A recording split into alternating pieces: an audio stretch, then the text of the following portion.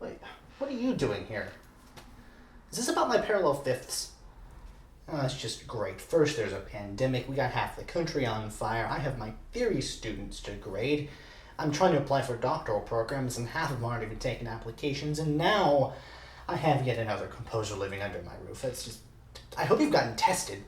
I don't even know how you got in this place. Who's this guy think he is? He's sitting on my bed. Ich heiße Johann Sebastian Bach. Und Sie? Herr Bach, this is Morton Feldman. 6 feet. Shoot. So, I still don't know. Why are you here? Dieses Jahr ist schlecht. Sehr schlecht. Was ist ein anderer toter Mann zwischen Freunde? I'm not necessarily sure I'd call you a friend. Möchten Sie die Wahrheit? Sprechen Sie über mich. Yeah, you're right. I've been promising that for a while now. Kann ich die Sache sagen? Bitte? Sure. Go ahead. Have fun. Danke. Heißt der klassische Nerd und heute sprechen wir über mich, Herr Johann Sebastian Bach.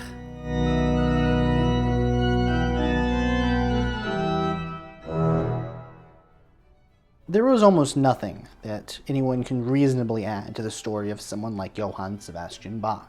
His music is so well known, it pervades the popular consciousness and culture even today, and it's not like we're going to get any new first-hand sources that illuminate who he was as a person. At best, we can hope to fill in gaps around the sides of the research, but the main point of who he was and what he did has long been settled by scholarship. I started this channel in January of 2016 with a weirdly compressed, unlit, and super short video on Bach, and this does not do the guy justice one bit. This video was made by a kid in only his second semester of undergraduate study who hadn't even taken a music history class at that point, and yet somehow thought it was a good idea to start this channel. So, live and learn. This time around, we're not just going to be talking about his life and his music, but we're also going to be talking about the wider cultural context as a composer who looked as backwards as much as he did forwards. He also wrote so many pieces that I'm only really going to give a broad overview of the things he did and the times in which he composed different pieces, so that next time you listen to a piece by Bach,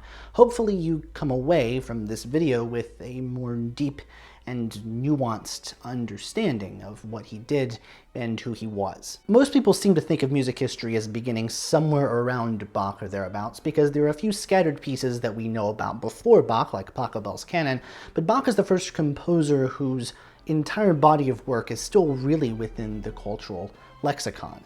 But in terms of style, in his time, Bach was seen as antiquated and old-fashioned, and in order to understand why, let's zoom out and look at the wider trends of music history. Counterpoint, that is, the art of constructing melodies that flow well against one another, had reached its apex in the 16th century with composers like Palestrina, who abided by what amounted to a very strict set of rules and created complicated, well-crafted, and incredibly beautiful pieces of choral music. But around 1600 or so, there was a sea change against this very florid and very complex style of music towards a new texture known as monody. And monody was simply melody and accompaniment. Very common, you hear this a lot even today. It would be the better part of a century before Johann Sebastian Bach was born in March 1685. And not to get ahead of ourselves, but Bach's mastery of counterpoint is what makes his music so complicated and rigorous and expressive.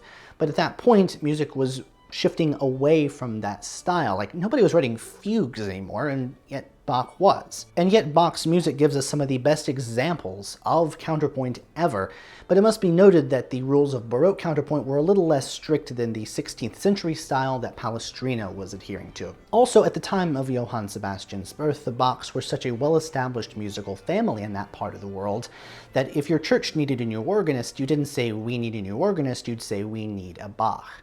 And this particular Bach, as we'll come to see, was very good at continuing this lineage. As prolific as he was in composing pieces, he was equally as prolific at being a dad. In all, he had a whopping 20 kids across 2 successive wives, and of course many of these died in childhood, but the ones that survived, and were also male, grew up to be composers in their own right, some actually quite successful, such as his final son, Johann Christian Bach, or J.C. Bach, known as the English Bach, after moving to the so-called land without music, where he pioneered the piano concerto and even taught the form to a prodigy named Wolfgang Amadeus Mozart. So when Bach was born in Eisenach on the last day of March 1685, it was all but assured that if he survived being a kid, he would grow up to be a musician. His elder brother Johann Christoph Bach was placed in charge of the 10-year-old Johann Sebastian when their father, Johann Ambrosius Bach, died in March 1695, not even a year after the death of their mother. We don't know how much Johann Sebastian learned about music up until that time, and though it was likely that he learned some from his father, Johann Christoph became Bach's primary teacher, and in my opinion, unnecessarily harsh in his restrictions. Published music was extremely rare in those days, and Johann Christoph had a volume of great organ pieces by composers of what we would know as the early to mid-Baroque, and these would include contemporaries and then living composers like Dietrich Buxtehude and Johann Pachelbel. Johann Sebastian wanted to get at these pieces, but Johann Christoph stopped him. But Johann Sebastian was small enough that he could reach through the lattice work of the cabinet that held these pieces, roll the music up, pull it out, and copy it on his own manuscript paper by moonlight. The reason that his brother didn't like doing this is because manuscript paper in those days was extremely expensive, and as you can see in a lot of manuscripts of the era, they seem very compressed. Like, a lot of music is stuffed onto the page. That's because it was expensive. Like, you couldn't just print off some new sheet music if you needed it. Was kann ich sagen? Die Hände war winzig. I mean, you know what they say about small hands. Ich glaube nicht, dass mich jemals jemand auf meine Hände geschlagen hat. Schauen Sie diese Hände an. Schöne, große Hände. Okay, moving right along from that, when Bach was 15, he was enrolled at the prestigious St. Michael's School in Lüneburg, where he met composer and organist Georg Böhm. Böhm saw much promise in Bach, and it was through Böhm that Bach began to really be involved in the musical world. Bach was also an excellent singer who was a boy soprano until he hit puberty. His first job out of school was as a court musician in Weimar, specifically at the court of the Duke. At that time, there were basically two paths for musicians. You could either be a church musician or you could be a court musician, and while these two roles were not mutually exclusive, they were a lot different than like getting a gig today. You basically had what amounted to a very stringent non-compete clause, such that you couldn't actually quit. If you wanted to be dismissed from your post, you would have to request a letter dismissing you. And if you didn't get that, you were still stuck working for whoever you're working for. Bach was, in this role, required to compose and lead a performance of a new secular cantata each month. Bach also had sacred music duties, and through this, he met the pastor Erdmann Neumeister, who supplied him with texts. Neumeister was a music lover who frequented the opera and was interested specifically in seeing some of the secular forms of the time, specifically operatic forms, adapted to the sacred realm. Italian opera was a particularly big import, and it was full of a relatively new form known as the da capo aria, and you can see da capo aria as a form adopted in Bach's secular and sacred cantatas. Bach's second job was at the new church in Arnstadt, now known today as the Bach Church, about 20 miles from Weimar, where he'd given the inaugural recital on a state-of-the-art organ. But once he had the post, tensions arose. You see, Bach was someone who cared so deeply about perfection that he held himself to really high standards, and he held everyone else to those same standards. And so he wrote a very difficult bassoon part that had a leap of like 2 octaves or something like that. Very difficult even today, and back then, you have kind of an amateur bassoonist. The bassoon technology, like how the instrument was built, wasn't nearly what it is today. And so this bassoonist, rightfully, I think, complained about the part. And there was a big commotion. Swords were drawn. Everyone lived, it was fine, but Bach got reprimanded by the church. Bach called this guy either a weenie or a nanny goat, depending on how literal you want the translation to be. Du Zippel vergottest! It was also the time when Bach got a 4-week leave of absence approved, and then decided that he was going to use that opportunity to go hear Dietrich Buxtehude play up in Lübeck. The problem is that Lübeck was something like 300 miles away, or rather close to, and Bach apparently walked there and back.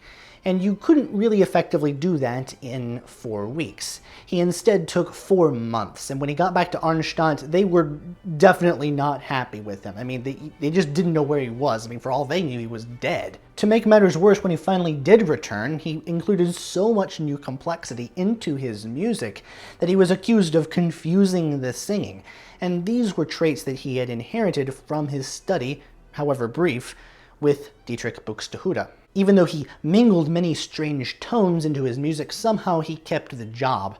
But you might imagine he was on pretty thin ice at that point. In particular, Buxtehude was a proponent of the so-called Stilus Fantasticus, or fantastic style, and this had different definitions for different composers depending on what school of thought you belonged to, but it seems as though for Buxtehude, this generally describes the kind of compositional style found in his preludia, and this is what pretentious organists call preludes. And for Buxtehude, this would mean a contrast in different sections. First, you could have a very free, theatrical, improvisatory section, which would then be followed by a section of more rigid contrapuntal writing, and then the cycle would continue. Bach said that he went to Lübeck in order to study one thing or another in his art, and it was the Stilus Fantasticus that he came across. And Buxtehude at that point was looking for a new organist. The problem is that the job in Lübeck came with one specific condition. Whoever was going to take over from Buxtehude had to marry Buxtehude's daughter, Anna Margrethe. This was something that he had actually done himself. When he took over from the previous organist, Franz Tunder, in 1667, he had to marry Tunder's daughter. And Buxtehude got the job, so you can say that he swiped right on Tunder. In 1703, 2 years before Bach visited, both Johann Mattheson and Georg Friedrich Handel decided to audition, but neither one got the job because neither one wanted to marry Anna Margrethe. And Bach didn't get the job either, and so some scholars have suggested that Anna Margrethe must have been exceptionally unattractive, but a more reasonable explanation is simply one of age. In 1703, Anna Margrethe would have been 28, where Johann Mattheson was 21, and Handel, who was born the same year as Bach, was a mere kid of 18. So in 1705, Bach would have been 20, and Anna Margrethe would have been 30, and unfortunately in those years, if you were a woman and you weren't married by, like, your mid-20s at the very latest, you were basically dead. Yeah, why would Bach marry a cougar when he had a second cousin back home that would do just fine? Anyway, I'm pretty sure the church back in Arnstadt was perfectly fine with letting him go in mid-1706 when he got a job in Mühlhausen. This is where he married his aforementioned second cousin, Maria Barbara Bach. This is where Bach's prowess at child-making became quite apparent. Of the 7 children that they had, 2 became notable musicians: Wilhelm Friedemann Bach, their second child and eldest son, and Carl Philipp Emanuel Bach, their 5th child, but only the 3rd to survive infancy. Their kids were not born in Mühlhausen, but rather back in Weimar, at the court, where Bach now had a much more prominent role. This is where we can see Bach as a composer really begin to take off. See, the reason he copied works early on, against his brother's wishes, through the filing cabinet grate, is because that was the way that many young composers learned how to write pieces. You didn't just do exercises, you literally copied out entire works. And this was a good thing because printing was almost non-existent, so it was nice to have another copy of something, and so that means that even today, more pieces survive due to this practice. But also it allowed the composer, the aspiring composer, to really figure out what was going on, because if you were having to rewrite every single note, you might as well pay attention to how the things were fitting together.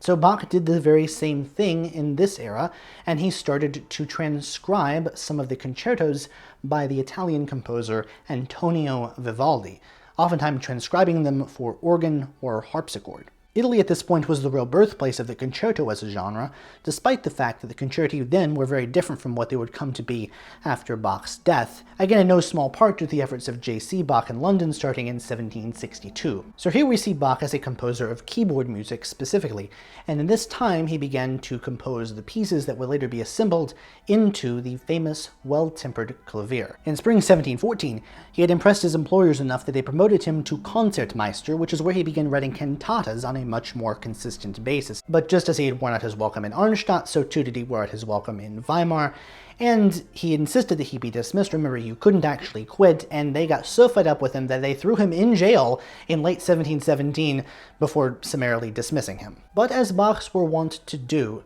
the next job was right around the corner. Prince Leopold of Anhalt-Köthen immediately snatched him up for the court chapel, where Bach served as Kapellmeister. This was a prestigious position and the most any composer could really ask for, and Bach had done it at age 32. The prince was a Calvinist, whereas Bach was a Lutheran, and in order to understand how that affected Bach's output, we need to look at the theology of the Protestant Reformation, specifically the differences between Martin Luther and John Calvin. These two took very different tacks when it came to what was and wasn't permissible. Luther said that if it wasn't outright banned in the Bible, it was okay, and Calvin said that you had to have explicit permission to do anything. So in the Calvinist tradition, singing psalms was fine, but there was no use for the rest of Bach's output from a liturgical perspective. All of a sudden, Bach's weekly church-related duties drastically decreased, and he used that spare time to write instrumental music for the court, including some of his best pieces. So the Brandenburg concertos come from this era, the orchestral suites come from this era, the sonatas and parties for solo violin, and the sonatas for solo cello, both of those forming the cornerstone of the solo repertoire for those instruments. They all come from this time he spent in Köthen. Listeners today tend to think of Bach's music as being stereotypically Baroque, and indeed there are many characteristic traits of Bach's music that set it apart from not just later music of the early classical period, but from other late Baroque composers as well.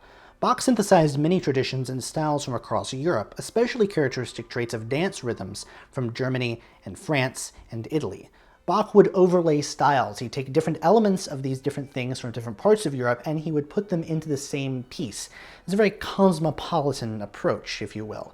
So for instance, you might have a piece, say a piece of keyboard music that would combine particular French ornamentations known as agréments, but he would combine it with an Italian or German approach, which would include large melodic leaps and very fast scalar passages, both of which were not usually found in the French style. Or, for instance, he would write a dance movement which wouldn't include a lot of these stereotypical figurations of that dance. Like the sarabande is not known for having a lot of repeated chords, but he would write a sarabande with repeated chords. Bach's overlaying and his superimposition of styles really isn't something that even a lot of engaged and informed listeners today are aware of, because it just sounds, to our ears, stereotypically Baroque. In 1720, tragedy struck as Maria Barbara Bach passed away quite suddenly, and compounding this tragedy was the fact that Johann Sebastian was off in the modern-day Czech Republic for 2 months, and in that period of time, she went from perfectly good health to 6 feet under. But, ever industrious, Bach would soon remarry, within 2 years, to Anna Magdalena Wilke, a soprano in the Köthen court. Of their 13 children, over half of them died young, but 2 survived and became notable musicians, including Johann Christoph Friedrich Bach and the aforementioned Johann Christian Bach, or John Bach to his friends. Only one Bach child would survive into the 19th century, and this was Regina Susanna Bach, who died in 1809. Anna Magdalena, in addition to being pretty much constantly pregnant, continued her career as a soprano, and served as a copyist for many of her husband's works, to the point that many of Johann Sebastian's pieces only survive in their earliest form in Anna Magdalena's hand. She then sold these copies to make some extra money, and she would also organize evenings of music making at the Bach household, where the extended family would come together and they'd sing bad fugues. They really knew how to have a good time. Prince Leopold got married in 1721, and the musical life of the court declined throughout 1722, according to some accounts. So in 1723, Bach got fed up with this, and he asked to be dismissed. Prince Leopold agreed to this, and so this was the first firing that he had, which didn't seem to be all that acrimonious, and soon he landed in Leipzig. This would be his last position, and he would end up dying in Leipzig, actually, and this was at the Thomaskirche. He was the cantor there, known as the Thomas Cantor, and he was in charge of the music of not just 1 or 2 or 3, but 4 churches in Leipzig. The Thomaskirche was the big daddy of the churches in Leipzig, and while Bach would butt heads with the city council which employed him, he managed to avoid getting fired, which, it was new. His duties in Leipzig were immense. Not only was he the music director for 4 different churches, he had to write a new cantata every single week, and this would be like 30 minutes long. And he had duties as a teacher. He was supposed to teach singing and Latin at the Thomasschule, the St. Thomas school there that the church ran. Fortunately for him and his schedule, he had what we would call TAs to take over the teaching duties, but he still had a lot of sacred duties to perform. week in and week out. There was really no break. For years, he produced a 30-minute cantata every single week, each one able to be called a sermon in music because it expounded upon a text so well and expressed it to the members of the congregation. And he was so good at this that he was later nicknamed the fifth evangelist, after the four gospel evangelists of Matthew, Mark, Luke, and John. The idea was that Bach was so good at conveying the gospel that he was responsible for more believers than actual authors in the Bible, which seems to be a bit of a stretch to me, but you know, I'll let him have it. Of course, they didn't sing every week, because you don't sing during Lent, but still. It went from his head to the score and had to be copied out into legible parts by Thursday, Friday at the very absolute latest, so it could be rehearsed in time for the performance on Sunday. When it came to cantatas, the earlier the better. The courts employed female singers, which is how his wife stayed employed, but churches still used boy sopranos. What this meant was that the highest and thus most prominently sounding voices were those with less training, and so you couldn't ask for boy sopranos to do very, virtuosic things with their voices. So Bach compensated for this oftentimes by making the soprano line the easiest one. It would be like the chorale tune setting, and then all the inner voices, and the lower voices, that is, would be more elaborate. In addition, he did have an orchestra along with it, a small little ensemble, so you could double the soprano line to make sure that they were really singing what they needed to be singing. This is part of the reason why he based a lot of cantatas on established Lutheran chorales, which were familiar and thus easier to sing. These are known appropriately enough as chorale cantatas, and the typical structure for one of these is a large opening movement, which is elaborating the first line of a chorale. Then you have a bunch of inner movements, which alternate between arias and recitatives, which is exactly how operas were structured at that time and how they would be structured for the next century and a half, basically. And then the final movement would be a relatively simple setting of the last line of the chorale. The mood of each movement would contrast wildly, and especially in the middle movements, these arias and recitatives, there would be other references to secular music, not just opera, but also dance as well. Finally, since these were chorale cantatas, the full chorale tune appears at the end and is generally more contemplative, even though he would be using oftentimes all the instrumental forces available to him and the choral voices, because the chorus would fully sing in the outer movements of a chorale cantata. In terms of movement length, the first movement will be the biggest one, followed by a bunch of smaller movements in the middle, these arias and recitatives, and then finally a relatively simple and short setting of one stanza of the chorale at the very end. What this means is that there's a funneling towards the end of one of these pieces, such that it starts off with a bang and then it ends with something that almost leads into something else. It doesn't really sound like an ending because it wasn't intended to be an ending, it was intended to lead into the next section of one of these services. The complexity of these chorale cantatas, which he focused on as a genre starting more prominently in mid-1724 onwards, is the fact that he used the small orchestra at his disposal not purely to accompany or double lines, but rather as obbligato instruments in and of themselves. These would be instruments that would work in counterpoint to a vocal line, further expressing the text. And Bach's melodic lines are typically more jagged than that of his predecessors or many of his contemporaries, because they had to fit with a much more advanced harmonic language than these other composers were working with. According to his contemporary detractors, Bach's musical language involved just playing as many notes of a chord as you could possibly grab with two hands at any given time. Also, it wasn't Bach who called these pieces cantatas. He would call it the main music or just the music, because that's the music that was associated with a given service. That was what he did for the service on Sunday. So he had no reason to call them cantatas, but Neumeister did, because cantata was a secular term and he wanted to apply it more rigorously to the sacred genre. And so we have Neumeister to thank for yet another confusing piece of terminology for the Baroque era. Thanks for nothing, Noemi. This is also a guy who never sacrificed the quality of any of these pieces, even though the tendency to do that would be quite strong if literally anybody else had to write a cantata per week for several years, and really took that upon himself. He could have reused some stuff, and to some extent he did, but a lot of the times he was writing a new piece every single week. The cantatas are based on the readings for each week in the service, And this is the reason that Bach wanted to write at least 3 years worth of material to mirror the Holy Trinity, because that's also a mega cycle on which the church year was structured. He attempted a second 3-year cycle after this, but this is incomplete due to several reasons. He got very busy. I would imagine he just got sick of writing them after a while, and if he reused one from a few years ago, it's not like the congregation would really notice all that much, likely. And another problem for musicologists is that many of these cantatas are just lost to time. This may have a lot to do with the status of women at the time.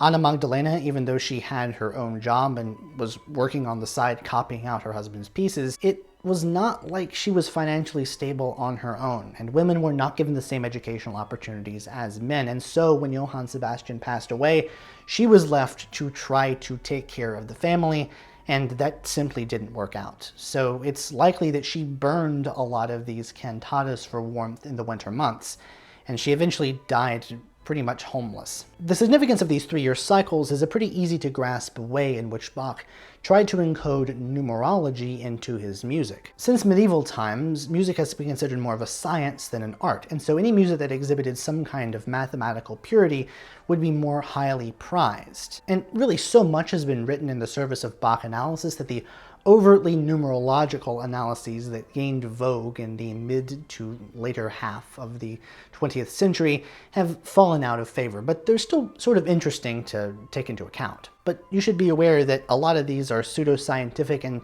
don't have a prominent place in modern scholarship. Bach was a shrewd guy who was always looking for new ways to make more money and increase his status and standing in the musical world.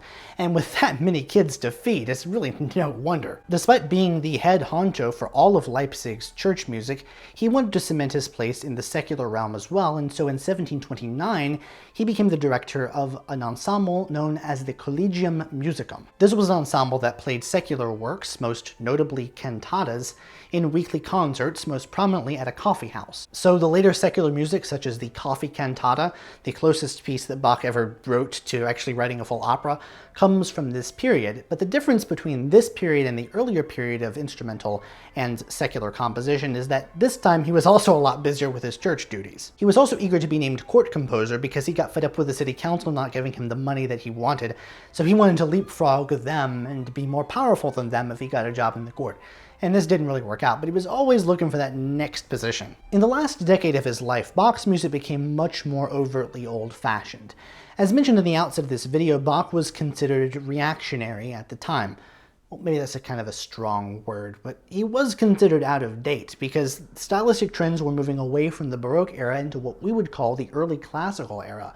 Bach was the last holdover from this old style, such that we date the end of the Baroque era as the year that Bach died. This perception has a lot to do with his entrenchment into counterpoint, and this was especially prominent at the end of his life. To contrast Johann Sebastian with Johann Christian, who was writing pieces in an early classical style, Johann Sebastian was writing these contrapuntal masterpieces, thoroughly rigorous works like the Art of Fugue, which showed exactly what you can do with contrapuntal writing. This was left incomplete at his death, but in it, he already pulled out all the stops in showing what a composer can do using these techniques. Johann Christian, on the other hand, was writing music in a much freer style as he shifted along with musical tastes towards simpler textures consisting of melody and accompaniment.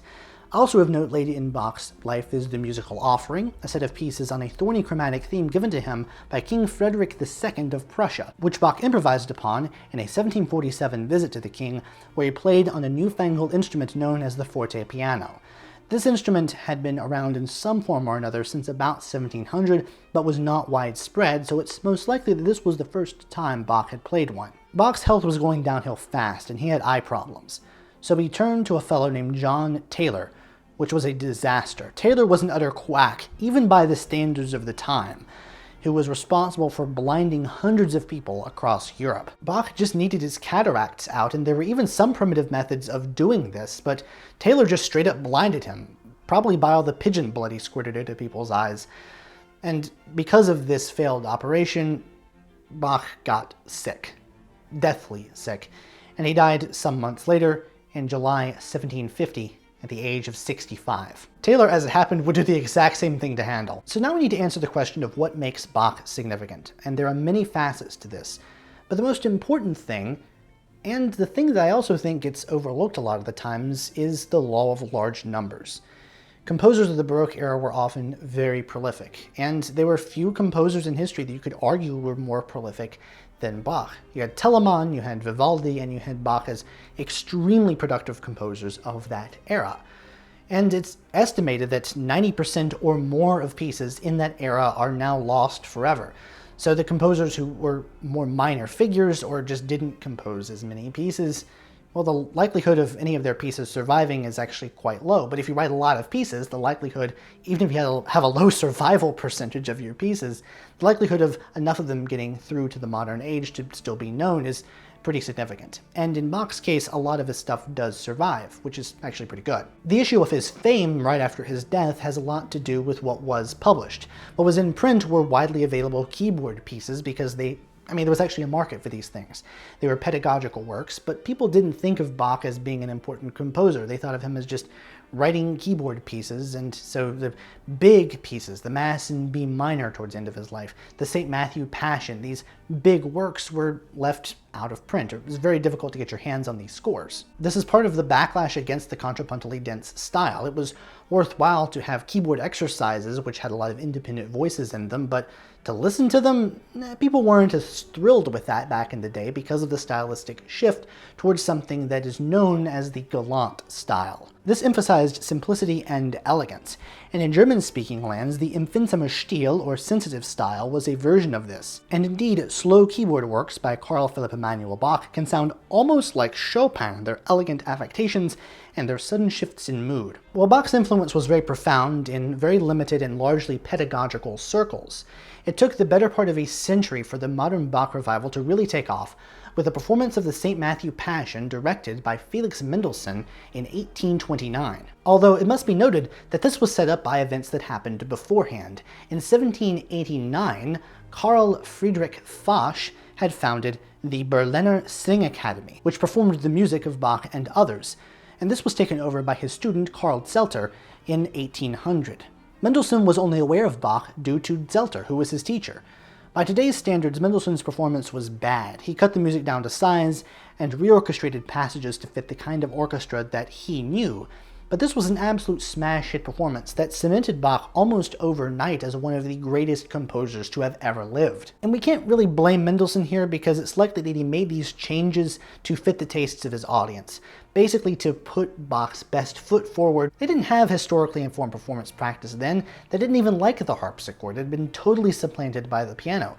And so a lot of the older instruments that Bach was calling for, the viola da gamba for instance, you had to replace it with other instruments. And the choice of what you did depended largely on what instruments you had at your disposal. Even today, Bach purists will take issue with his pieces being played at unidiomatic tempos, or on instruments that they were not written for or that Bach did not know, such as the piano. But part of Bach's greatness is that you can play his music at almost any tempo, on almost any instrument or combination of instruments, and it's still going to sound good. It's still going to sound like Bach because he was a musical architect of the highest order. The structure, as long as you play the notes in the right order and the right rhythms, and it still sounds good. One thing to keep in mind is that while Bach's chorale settings are often used in theory textbooks as literal textbook definitions of what constitutes good voice leading and good four-part harmony, Bach was not thinking of his music in terms of Roman numeral analysis, where you have Roman numerals and a series of symbols and numbers to show the inversion of those chords and the function of them vis-a-vis one another. Bach didn't really think of his music in terms of root quality and inversion. That was a later musicological invention. He thought of his harmonies as arising out of contrapuntal motion. While Bach was keen to use four-part harmony as a relatively recent invention, he was very interested in making sure that all of his melodies, in the inner voices especially, were interesting and fun to sing. A lot of even modern settings make the alto and tenor lines kind of boring, especially the alto line, but Bach wanted to make sure that each of these melodies made sense and could work on their own terms. This also meant the use of more chromatic chords than a lot of his contemporaries, and the use of modulation. And these are techniques you don't see in a lot of Bach's contemporaries and predecessors, largely because of the musical technology available in that time. Keyboard instruments were tuned in what was called a mean tone system, which preserved the individuality of as many keys as possible, and at the expense of discarding ones on an entire half of the circle of fifths. You couldn't play in C sharp minor or A flat major or F sharp major because these keys were too wildly out of tune. But the advantage is that C minor and D minor, or A major and D major, sounded very different to one another. They didn't just sound like the same thing transposed up or down as you would have on a modern piano. In Bach's time, mean tone tuning was the standard, but there was a shift towards including individuality of these different tunings in a way that also accommodated a circle of fifths. And these innovations were known as well-tempered systems. And well-temperament is what gave the well-tempered clavier its name. And this was an endorsement that Bach gave to this tuning system because he thought it was really innovative that you could now play in all of these different keys. You can now play in E flat minor and D sharp minor as enharmonic equivalents. And that was really, really cool because you still had in the well-tempered system very slight variations between how far apart the notes were from one another, so you could have slight individual flavors, more muted than a mean tone system would be, but you could still do that. And so Bach gave his seal of approval and said, yes, this is the way of the future. So when you have composers of the early classical era modulating to different keys, that contrast is quite big and is quite novel because at that time you didn't really have the ability to do that on a more consistent basis. You didn't have Bach using modulation as like a structural component, but he did explore different keys fairly systematically. To this day, most organs are not tuned in equal temperament, but rather in some kind of well temperament. Bach really pushed the limits of what was possible, and this included what was possible out of his musicians. From the bassoonist he fought early on to the confusing the singing he was confused of doing in Arnstadt. And to see an example of this, let's look at a chorale prelude he wrote as part of his Organbuchlein on Durch Adams Fall ist ganz verderbt. These chorale preludes were so named because they were intended to be short pieces that got a chorale tune in the singers' heads. Remember, oftentimes the melody in cantatas would be sung by boys, so it had to be played beforehand, either in the form of a chorale prelude or interpolated before the first introduction of the vocal line in a chorale cantata. In this chorale prelude, the abundance of chromaticism makes the chorale tune hard to hear, and so this piece really doesn't work in the way that most chorale preludes were intended to. Compare this to something by Pachelbel, and yeah, Bach's is a lot more interesting. Unlike many people of his day and age, Bach did not pursue writing a biography of himself. He didn't leave any writings about who he was as a person, and it's really hard to piece together who he was as a human being if you're trying to look at first-hand sources. You have to recreate who he was from the surviving stories that we do have. And there's a tendency to make Bach into this great pious saint of a human, someone who is on the mountaintop, and he brought down these fantastic pieces, someone who illuminated the divine mysteries through being the greatest composer who ever lived. But this is to ignore what made Bach human. He was an incredibly hard worker, and he held everyone else to his same almost impossible standards of productivity. But he was also humble in the sense that he didn't really think of himself as being especially talented. He saw himself as just someone who put really, really hard work into what he did. The idea is that he put his 10,000 hours in, and he became Bach not because he had any special talent per se, but rather what modicum of talent he had was grown by his ineffable desire to win. He didn't believe that his abilities in music were due to some kind of innate talent, even though it's easy to look at the genealogy and to think that. Instead, he emphasized his productivity, saying that anyone who was obliged to be as industrious as he was would succeed equally well. And to me, that's actually quite inspiring. Guten Tag. Es ist Herr Bach noch einmal mit einer wichtigen Ansage. Herr Klein ist ein Freund von mir und Sie sollen ihn unterstützen. Kaufen Sie seine Musik auf Bandcamp oder unterstützen Sie ihn auf Patreon. Entschuldigung, ich schreibe Musik jetzt. Keine neue Musik seit 750. Nicht toll. Oh mein Gott.